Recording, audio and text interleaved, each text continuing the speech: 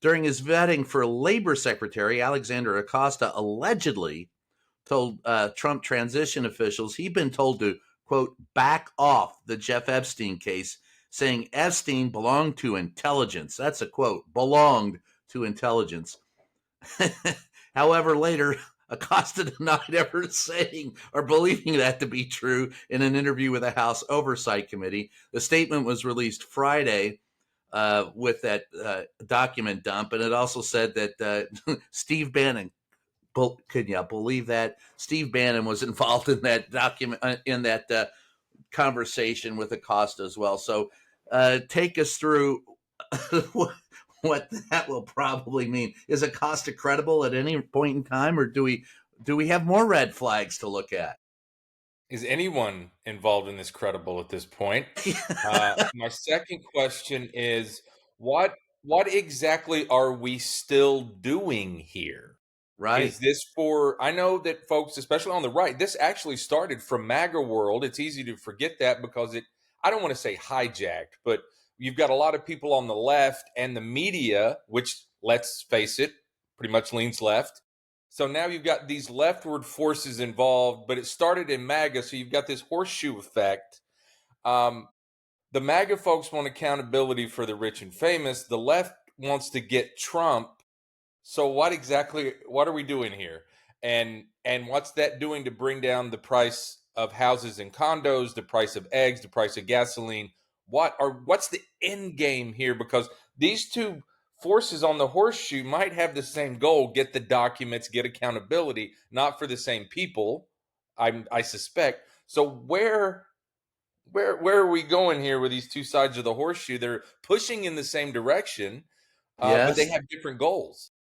They do have different goals. My concern is, I mean, if you want to know, let's see. Acosta said, he had been approached by intelligence community, then said he hadn't been. What concerns you about the Epstein case? I think, while the goals may seem different, I think the goals are very similar to find out, get to the bottom line of what's going on, and while I'm sure the far I don't left would even know love what to that think, means. Of what?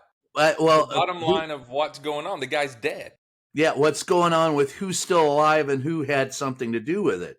And the Okay. The election will far, be about the price of things. I'm telling you, well, it'll the be far, about the well, price I of I things. I think that the That's just my dyspepsia 2 cents. caused on the right and the left will be only addressed by someone's head on a pike at the end of the day. That's what they want.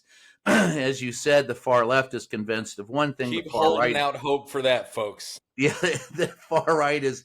I don't think it's going anywhere, though. I still think it's an issue that Donald Trump doesn't want to talk about for a variety of reasons. I think that's the bottom line there. Mark, you? One would have thought that if someone was going to have been prosecuted for having been directly involved, that honestly that would have come out. That would have already There you happened. go. I mean, we're dating back to the Bush administration. It's literally almost 20 years, or maybe even at that point, right? Because what, '06 or so? Uh, the Intel connections. Look, this guy was filthy rich and traveled all over the world. It wouldn't surprise me in the slightest, because I see it all the time, that there were some sort of intel connections of multiple intelligence agencies and governments with him, depending on where he traveled and who he was doing business with. Right? When I was representing Mohammed Al Fayed, whose son Dodi died with the princess in 1997, they were at the Ritz Hotel in Paris. He owned it. Al Fayed owned it.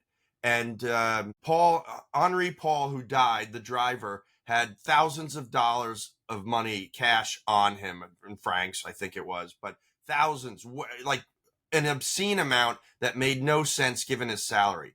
The assertion was because he was being paid by the intelligence services, because tons of people came to that hotel, particularly from the Arab world, of high prominence, major government leaders, very wealthy people, and the intelligence agencies were spying on them and paying money for information.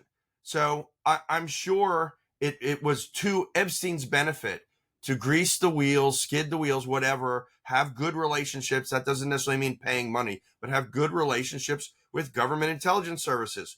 But the notion that we keep hearing about, oh, he's tied to the Mossad, this is just anti-Semitic tropism crap. This is just what the other side, whatever that other side is, I don't even know who the other side is anymore, because it comes from, on Epstein, it comes from both sides. But it's just anti-Semitic stuff